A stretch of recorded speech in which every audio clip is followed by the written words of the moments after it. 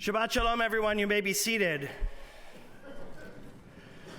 This is a fantastic Shabbat, celebrating a beautiful baby girl's first birthday and her baby naming here at Temple Emanu-El, celebrating a beautiful family's bat mitzvah in Charlotte, and also we are honored this Shabbat to welcome to our congregation and onto our bima retired Lieutenant Colonel Jonathan Conricus, who has been a spokesperson for the Israeli Defense Forces, and most of us are familiar not only with his name, but his face and his words since that horrible day of October the 7th. Lieutenant Colonel Conricus is now a senior fellow at the Foundation for Defense of Democracies, and he brings over 24 years of profound experience from the IDF. He served as a combat commander in Lebanon and in Gaza. He also excelled in military diplomacy, foreign relations, and was an international spokesperson, and he excelled in all of the duties related to it. As the first Israeli officer who was seconded to the United Nations, he provided strategic analysis for UN peacekeeping forces. Recently retired during the initial 3 months of the conflict against Hamas, Lieutenant Colonel Conricus played a pivotal role representing the IDF in international media interviews across all premier networks. His adept explanations of complex ground situations and frequent updates on IDF social media reach millions worldwide. Beyond his professional achievements, Jonathan is a passionate Zionist, emphasizing the vital link between Israel and the diaspora. He has devoted a significant part of his career to globally representing and defending Israel's reputation. Jonathan resides in Israel with his family, and he has an adventurous spirit that extends to exploring all types of new sites and places, especially, be careful, on your motorcycle. If you'll indulge me for just one moment, I'd like to say that I've had the blessing of knowing Lieutenant Colonel Conricus for a while, and I've met him many times, mostly under the umbrella of AIPAC, sometimes in intimate settings, sometimes in large settings. And when that horrible day of October 7th hit, it was a gut blow to every Zionist, every person who loved Israel, every person who loved humanity in the world. And none of us knew what to say, how to be. But something happened when we turned on the news, whether it was CBS, NBC, MSNBC, CNN, Fox, it didn't matter. And we saw your face, and we heard your words. It gave us comfort. It gave us comfort to know that there are smart, thoughtful, passionate, empathetic, moral people representing our people, our homeland, and the responsibilities that have now been thrusted upon us. And on behalf of everyone in this community, those gathered here and those not, and those that extend far beyond the borders of Closter, New Jersey, Lieutenant Colonel Conricus, I just want to say thank you. Thank you for leading our people during this tumultuous time. Thank you for your voice of morality. Thank you for being a dugma, an exemplar of everything good that we stand for. And thank you for having that indefatigable spirit fighting for Zionism still. It is my distinct honor and privilege to welcome you onto our bima this Shabbat.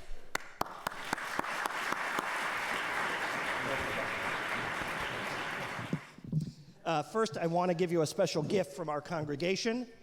That is this kippah, which is handmade in Yerushalayim. And it is a replica of this special dome that represents our old traditions and our new ones. And we hope that you wear it every time you're here, and that you wear it in Israel too, and always know that you're welcome here at Temple Emanu-El.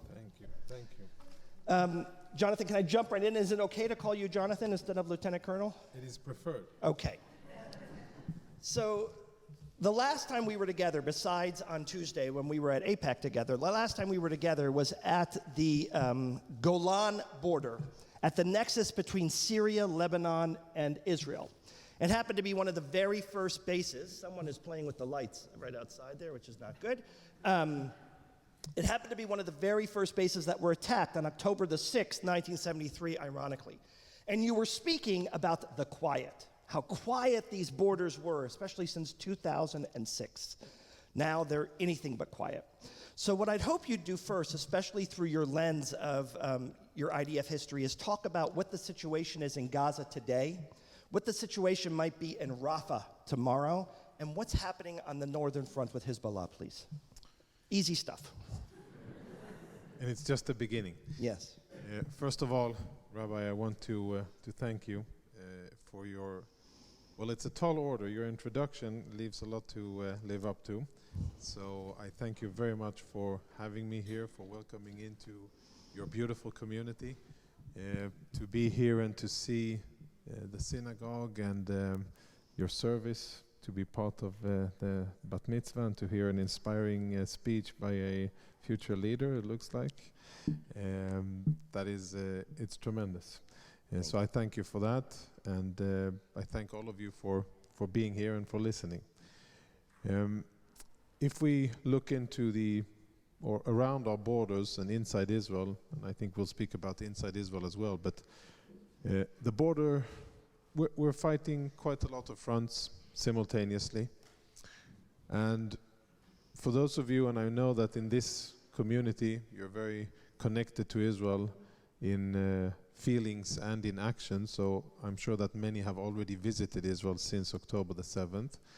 You have this surreal reality where when you're in central Israel, I live in central Israel, things are almost normal. Yes, people are sad, the spirits are not happy, and of course we all collectively share the pain, the frustration. We all yearn for and hope for and act for the hostages to be brought back, and we're a society in trauma. But traffic is flowing, or rather not flowing. There's lots of traffic, and people are going to work, and most of central Israel is more or less as normal.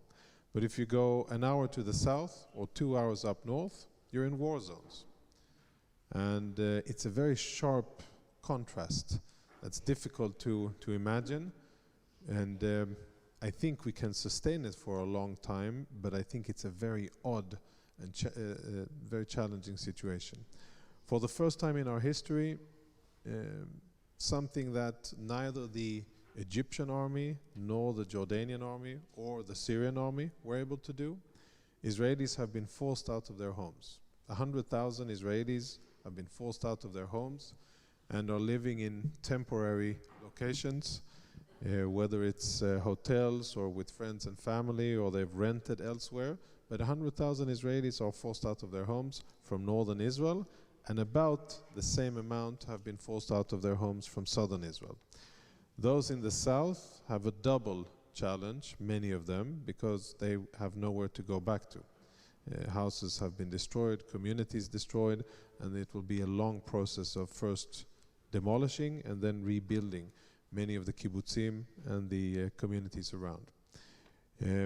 The first stages of having people from the south return home has now started, and some of the communities are being repopulated, which is a good sign. When we look numbers-wise at the amount of rockets being fired towards southern Israel, it is less than 1% of what happened on October the 7th, and it's going in a good direction, but the war isn't over by any stretch in the south. About 2 weeks ago, we crossed kind of a milestone in the war, where for the first time, more rockets were fired at Israel from the north than from the south. And the situation in the north,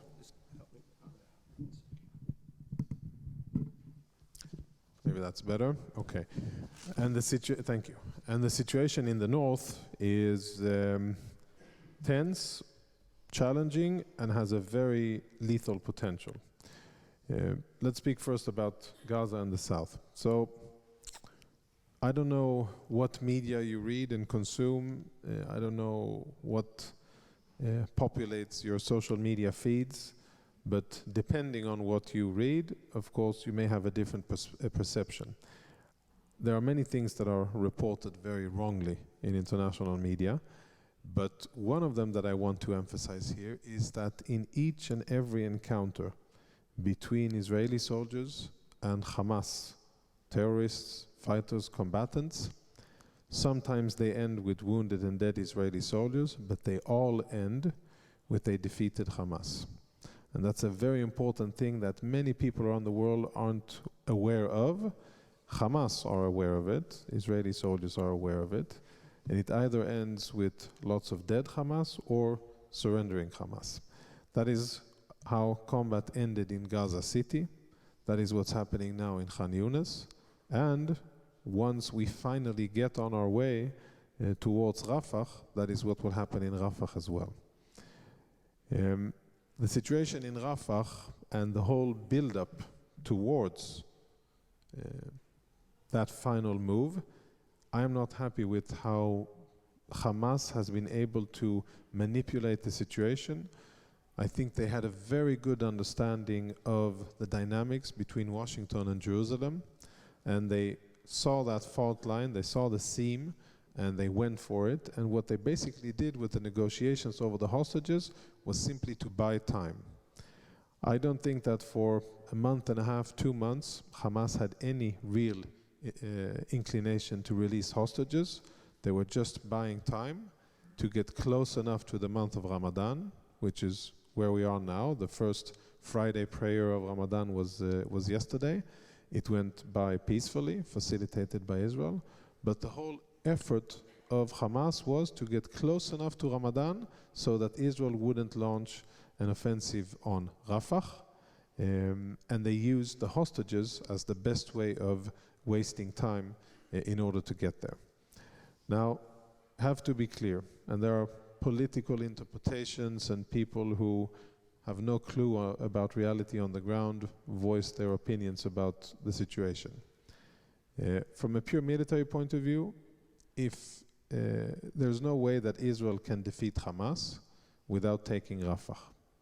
Rafah should have been part of the first stage of the war.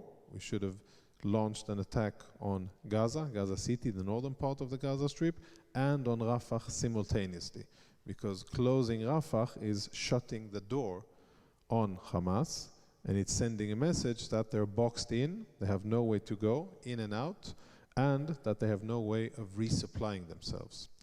For various reasons that we can go into them, but for various reasons, Israel didn't do that in the beginning, and we still haven't taken Rafah, despite its importance. But every moment that goes by and Rafah is open is another day of existence of Hamas. Why does Israel need to take it? There are tunnels underneath Rafah, and they are the conduit and the highway through which all of Hamas's weapons come in. Each and every bullet fired by Hamas terrorists on October the 7th to murder Jews in Israel came in through those tunnels. Each and every rocket that has been fired at Israel since October the 7th and on October the 7th and many years before came in through those tunnels, facilitated and allowed by Egypt, known by Israel, and not stopped. And there's no way of stopping Hamas, and there's no way of making sure that Hamas doesn't rebuild its capabilities if we don't cut those tunnels. So it's a matter of military necessity. Hopefully, the IDF will get going fast enough. Rabbi, you spoke to the young bat mitzvah about leadership and taking initiative.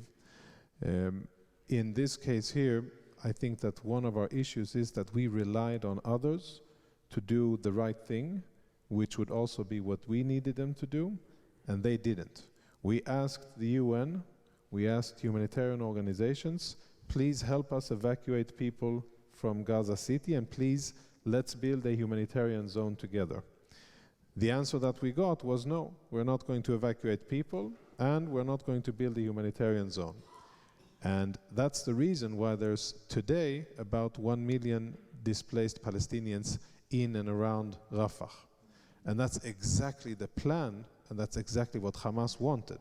They want people to be in the way, they want them to be in the areas where they are, and they want to use them as human shields so that we won't go in and defeat them. That's exactly the plan, and sadly, for now, that has been working, and that is what's been leading to so many casualties, and for our enemies to have that weapon, the public let's say, the diplomatic weapon and the media weapon of the body count of Palestinians.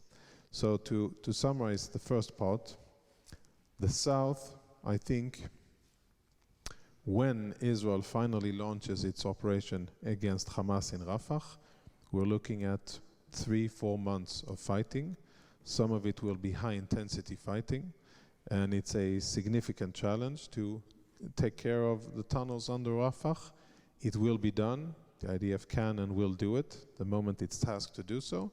And then, once Rafah is taken, that will be the end of the first stage of the war, and it will be the opening of the second stage of this whole effort, which is to dismantle Hamas politically and to start to rebuild the Gaza Strip, to de-radicalize the Gaza Strip and to start to rebuild it into something totally different.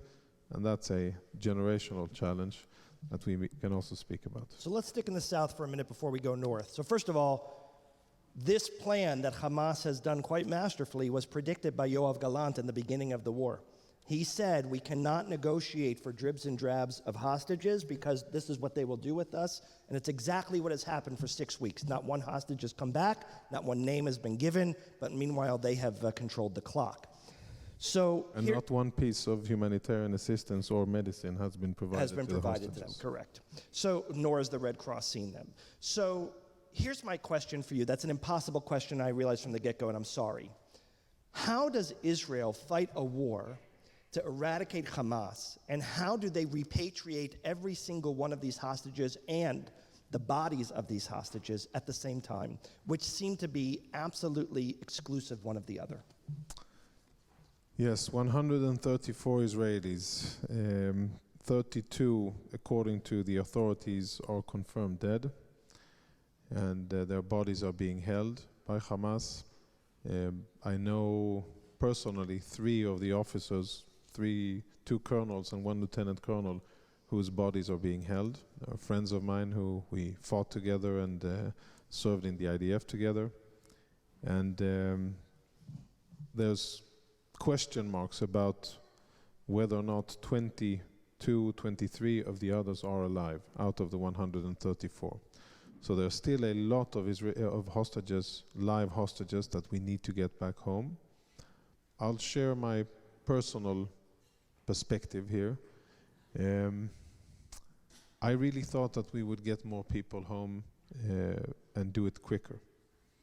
And I think that the trauma for the Israeli society, the October 7 is of course a watershed moment. It's a Yom Kippur size of a moment, perhaps even more than that, I think. And there are many things that will stay with the collective feelings of the people in Israel after October 7, long after it. I think that the deepest and the wound that will take the longest time to heal will be the issue of the hostages and the fact that it has taken us so long to get them home. No other country has faced a situation like this. No other country has had so many of its citizens taken and held.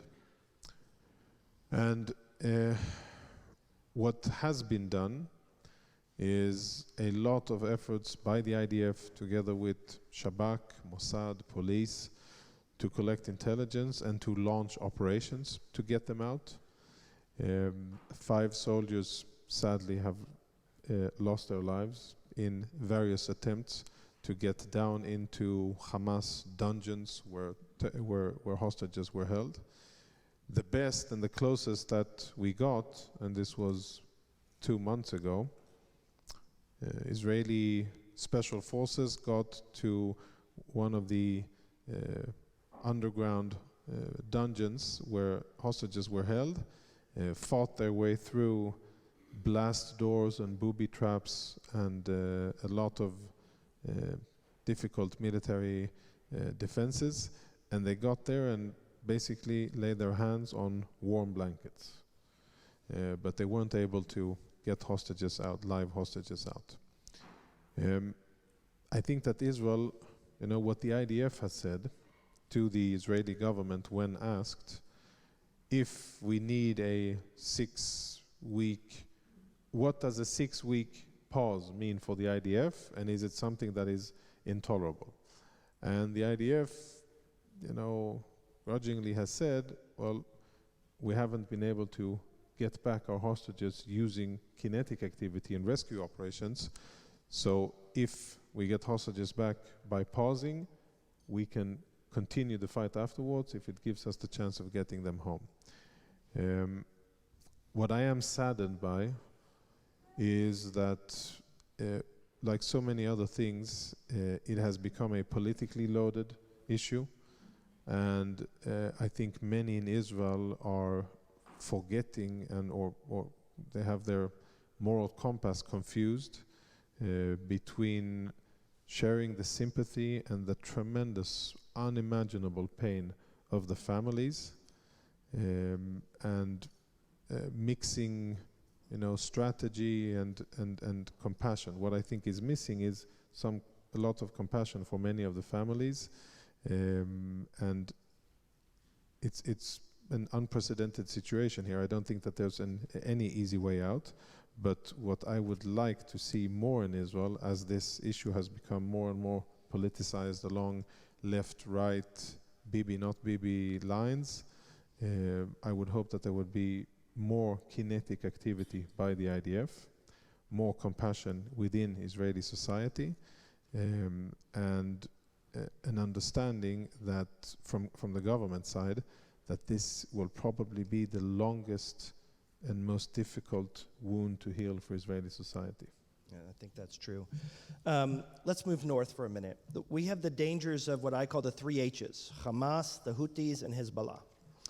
And Hezbollah is flirting with Israel in war, and many are saying not if we go to war, but when we go to war. There's 100,000 displaced people in the north. No one, our synagogue trips are not going to Kfar Blum. People aren't going to sleep. There are, 150,000 rockets amassed by Hezbollah coming from Iran. What is that going to look like? When do you think that will happen? What are the factors that are going to lead that to happen, especially in light of Nasrallah announcing yesterday that he won't bring Iran into this war? Yeah, let's look at strategy for a second. Hezbollah could have launched war against Israel, and they had the best opportunity they will ever have on October the 7th. They were probably not aware of Hamas's plans, and they were probably almost as surprised as we were.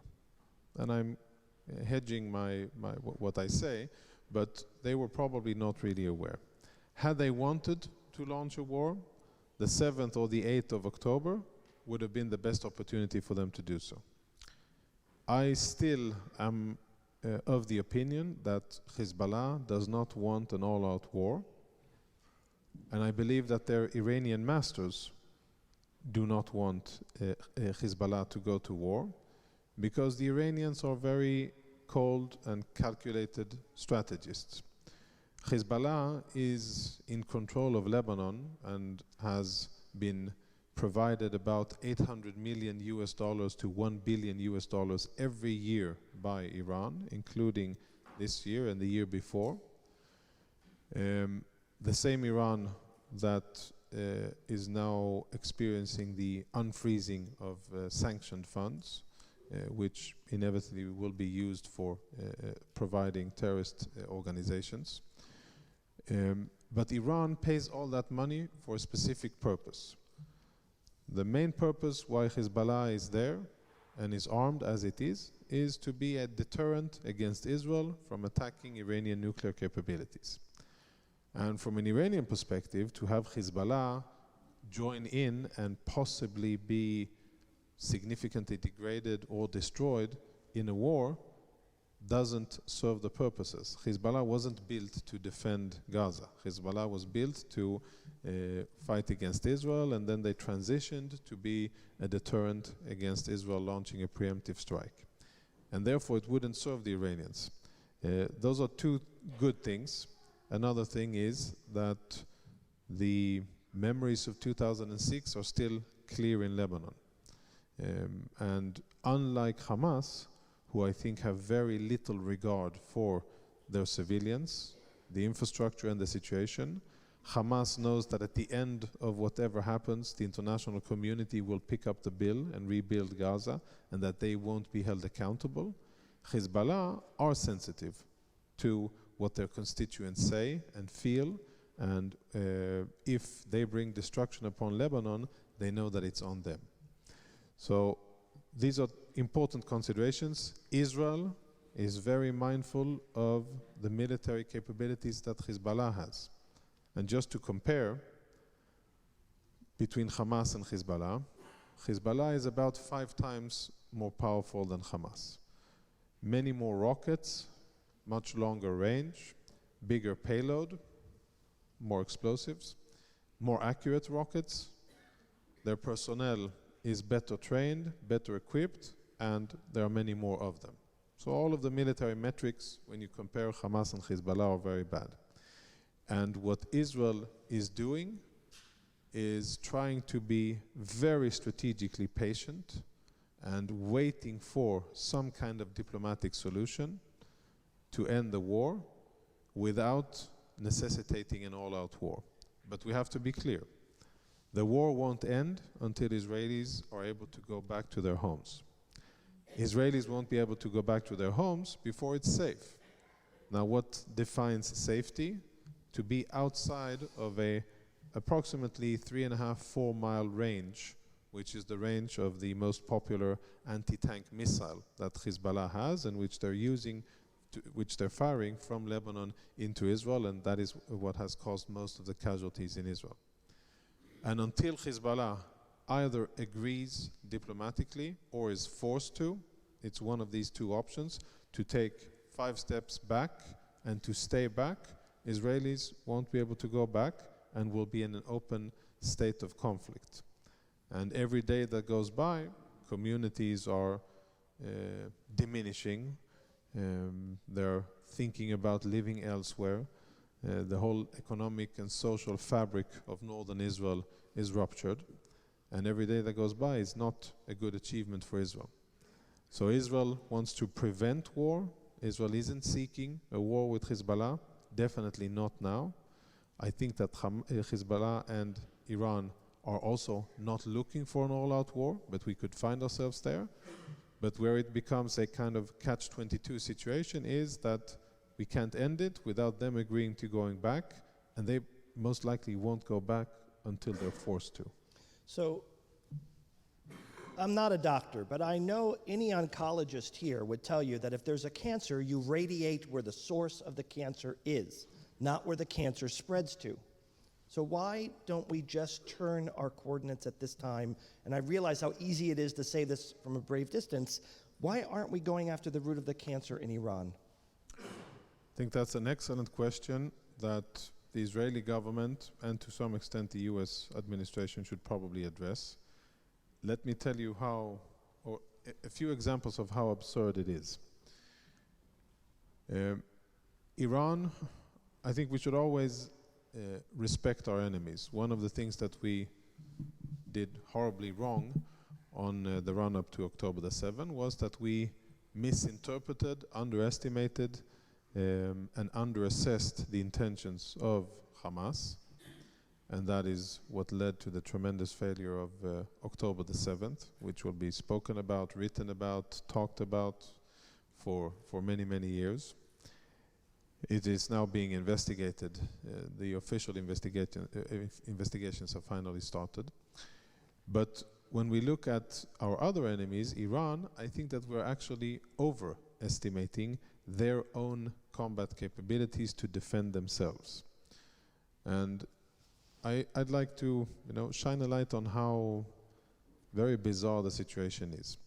Iran are best in the world at producing, funding, and directing proxy organizations. Using others to do their dirty work for them, they're the best in the world. They have more than 25 different proxy organizations on their payroll in Syria, Iraq, Lebanon, Gaza, Yemen, and in the Palestinian areas. They all are low-risk, high-yield types of organizations from an Iranian perspective, and all of them are at various levels of being expendable.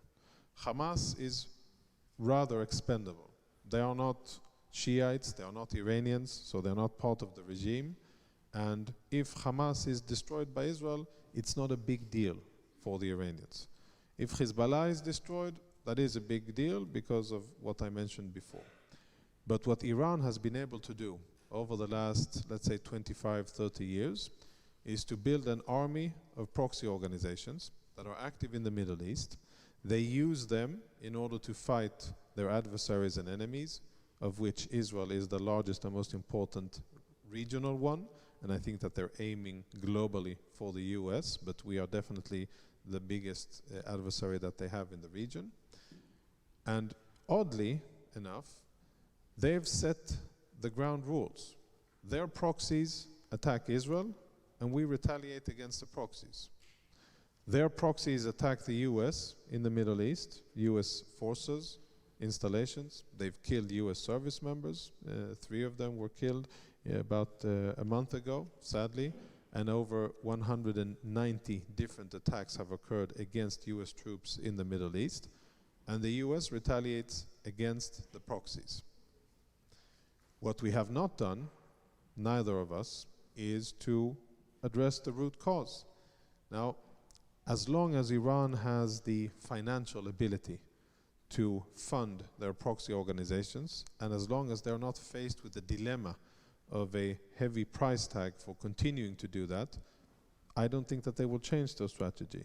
And if they don't change their strategy, it means that for the coming years, for the foreseeable future, we will continue to have instability, violence, terrorism, and fighting close to Israel, and in the Middle East.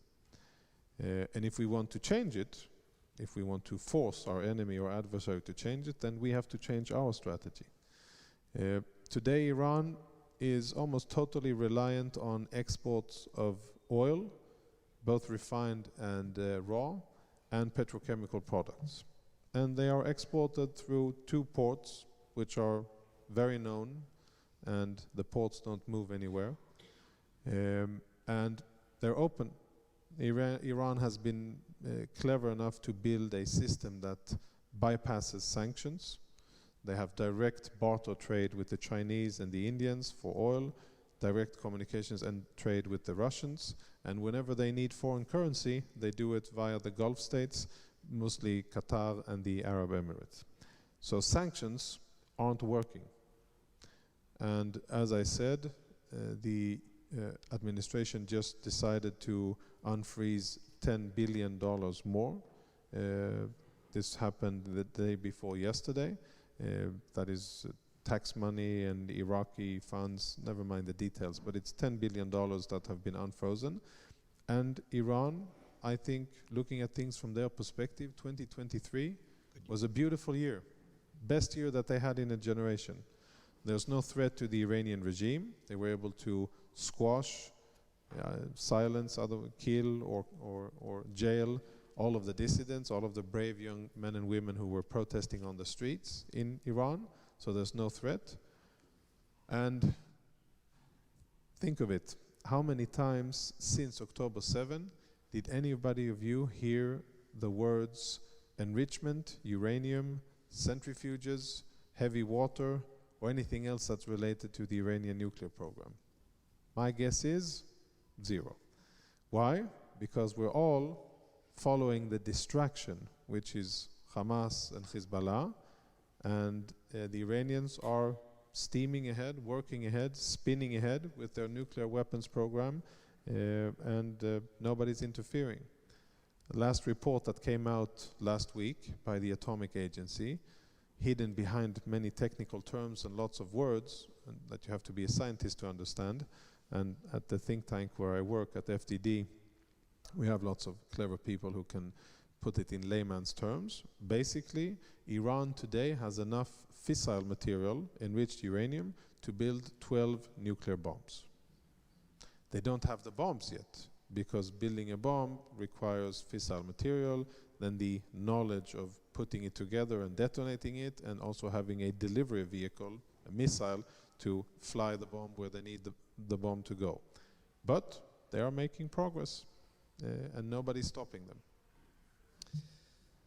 Well, on that sobering note, let me change gears for a minute. Does that was another gut punch.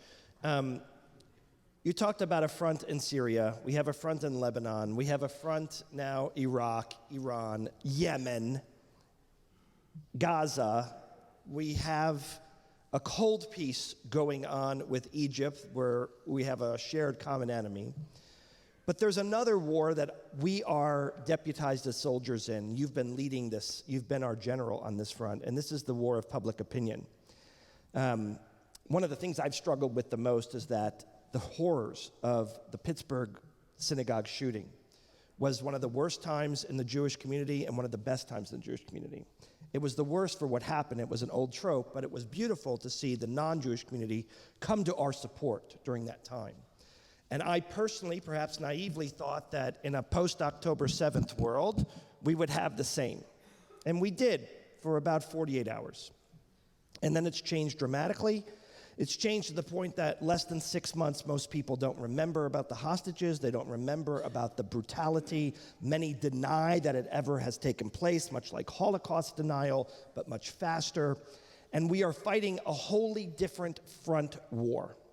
And I wanted to know if you could address what are the vehicles that we're going to need to win this war. Should it be a war of attrition? Should it be something that we stop trying to sway public opinion on? How do we get into this seemingly never-ending and unwinnable war? Yes, it's probably unwinnable on the bigger scale. Numbers-wise, we are heavily outgunned, outfinanced, outnumbered, but we don't have the luxury of not fighting. We have to fight, just as we have to fight on the real fronts, all of those that you mentioned, including the Palestinians. We have to fight in the media, we have to fight diplomatically, and we have to make our case and raise our voice, especially where it's the most important and has a direct influence on our daily lives and our very ability to continue to defend ourselves. When I finished my military service in 21, I wrote a 5-page document which was full of very bitter resentment and criticism towards the IDF. I didn't write it openly, I wrote it inside. I'm not one of those who runs to tell all to the New York Times just to get a nice story about myself, but air dirty laundry about Israel outside. So I wrote it internally, and I wrote a lot of things that I think were terribly wrong with how the IDF and the State of Israel does its public affairs, specifically international. And I'm happy to say that in this war, not related to me at all, in this war, I think that the IDF as an institution and Israel is doing much better. Much better in getting intel out, in showing, not telling, showing video, showing images, showing recordings or voicing recordings, and showing stuff that are much more tangible and not only some guy or some woman talking about it. And that we're prioritizing international media in many times in terms of access to show the world what we are suffering and why we have to do what we're doing. And I think that we're 5 months into fighting and nobody's pulled the plug on Israel yet. Part of the reason is because we have done things much better this time around than what we've done in the past. I think that we will, in social media, we will never ever win. The algorithms make it impossible, and the numbers of the amount of people who have positive feelings towards Israel versus the amount of people who have negative or neutral feelings, it's simply impossible. But we have to continue to fight. We have to have better, younger, more diverse representatives. We have to put civilians front and center and not military, and that's a challenge because the world looks at Israel mostly when there's war, and then the military is more important. And I think that we have to, I'll tell you something bizarre. The Palestinians before October the 7th had 209 consulates and embassies around the world. Israel downsized to 190. And I think it's very telling that we have fewer people dealing with talking with the world and engaging with diplomats than the Palestinians, who aren't even a state.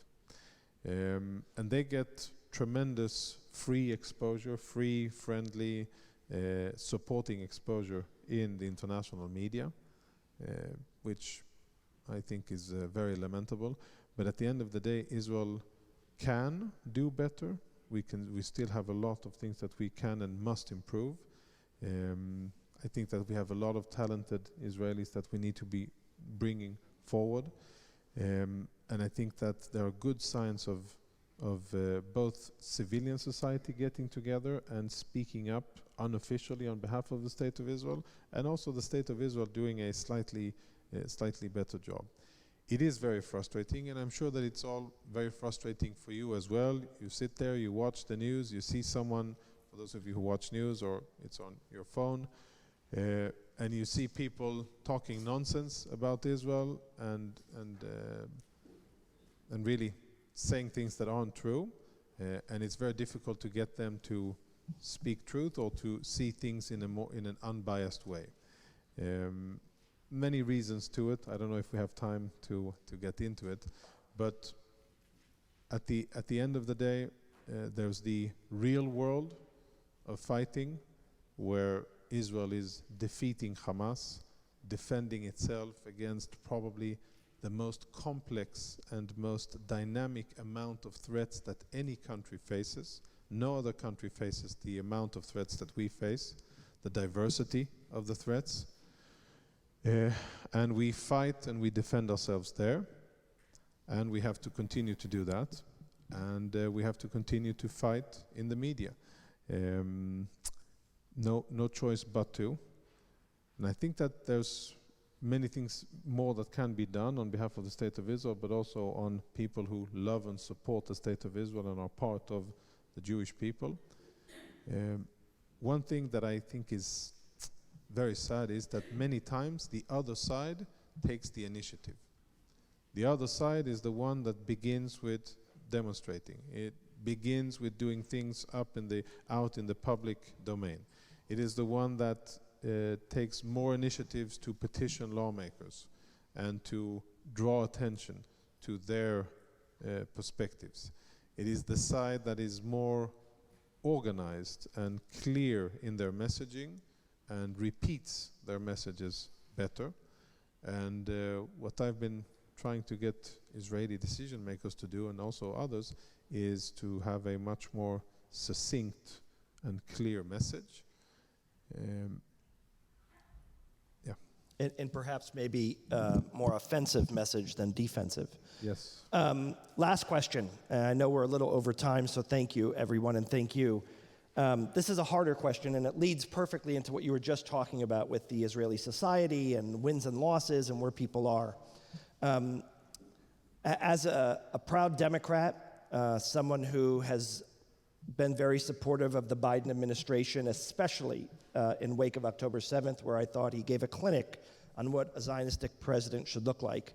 There was a moment that happened this week in Washington that was incredibly troubling for me. You talked about going on the New York Times and you don't air your dirty laundry. And the Senate Majority Leader, Chuck Schumer, called out the Prime Minister of Israel, who, since I'm being honest about my political affiliations, you're not going to see me at a Bibi Netanyahu rally anytime soon, at least not one that is advocating for his continuance as Prime Minister.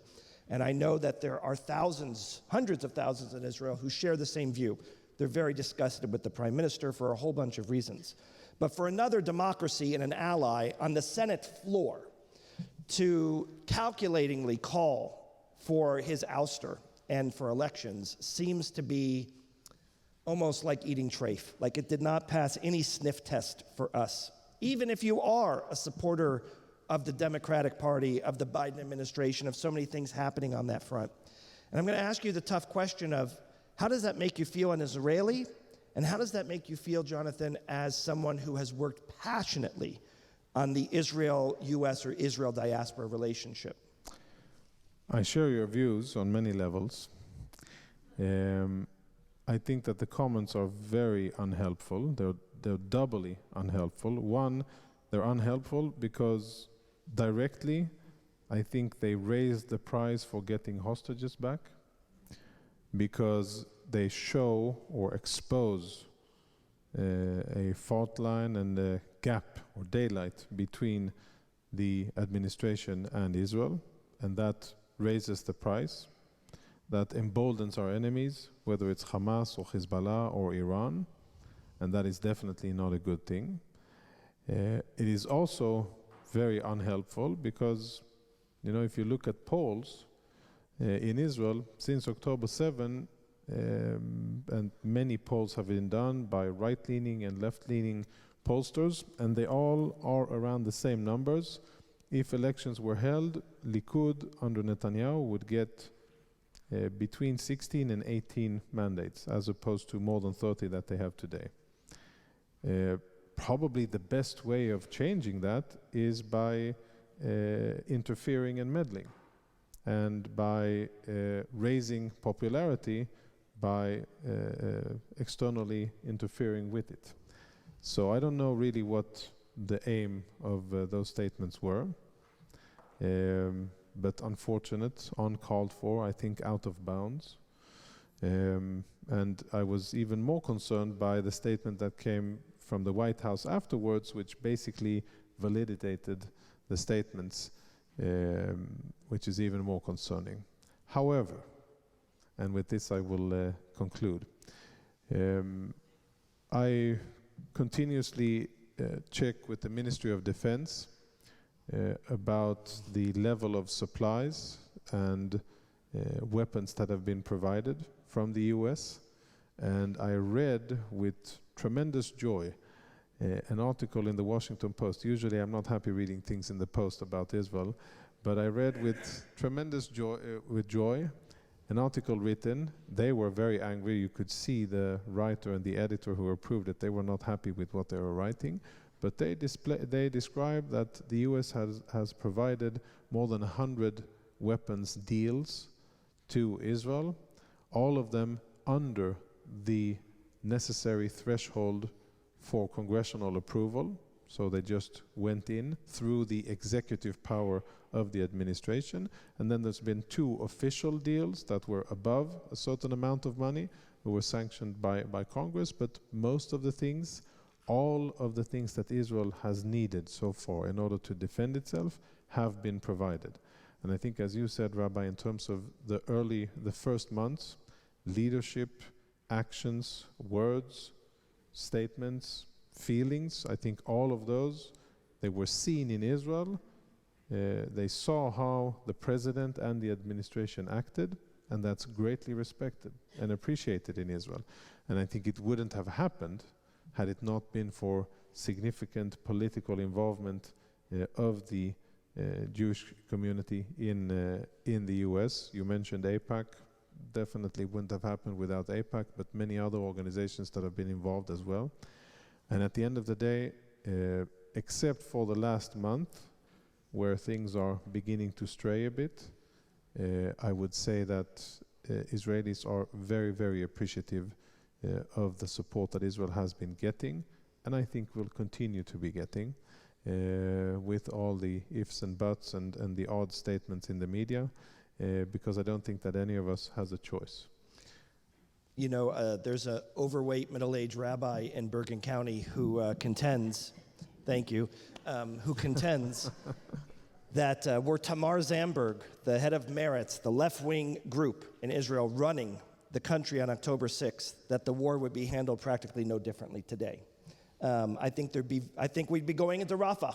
I think that we'd be doing everything to repatriate the hostages, and I think to claim that the obstacle to peace is Benjamin Netanyahu, as loathsome as he might be behaving, is tantamount to saying that the fork is the obstacle to my diet. It's a silly statement, it's unfounded, it's misguided, and I believe, like you, it's dangerous. Jonathan, you have given us an adage from the Talmud today, which is Ma'alin B'Kodesh Ve'ein Moridin. When it comes to things that are holy and special, we add to them and we don't take away. We have a beautiful baby girl who got named today. We have a young woman who celebrated her bat mitzvah today. And you came representing our homeland, and you came representing the spirit of the people of Israel and the word of the people of Israel. And you've given us all a treat that has made our cup overflow. I want to give you a bracha, if I can. You've been doing important work. I've seen you in Shifa Hospital, and I've seen you on MSNBC and Fox. And my bracha to you is that God continue to look after you and keep you strong and keep you healthy so that your voice can continue to shape our world and bring the redemption of not only our hostages, but the peace that should be sown in Israel and that should blossom and be beautiful. B'mheira, may it come soon, and may it come quickly, and may it come without any further casualty. Thank you for being with us today. Thank you, Rabbi. Shabbat Thank shalom. you.